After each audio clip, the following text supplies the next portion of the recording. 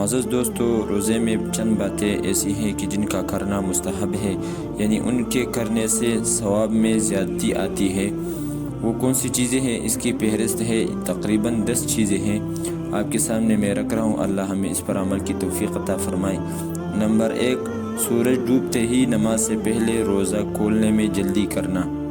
Number 2، کھجور یا چوارے سے افطار کرنا، اگر یہ نہ ہو تو اس کے بعد پانی کا درجہ ہے۔ نمبر 3، جس چیز سے روزہ افطار کیا جائے وہ طاق عدد ہو، یعنی 1 یا 3 یا 5۔ نمبر 4، افطار کرتے وقت دعائے مسنون کا پڑھنا۔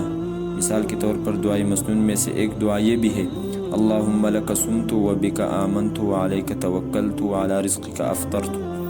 نمبر 5، کچھ نہ کچھ سحری کے وقت کھانا پینا، خواہ تھوڑا سا ہی ہو یا ایک گھونٹ پانی ہی کیوں نہ ہو۔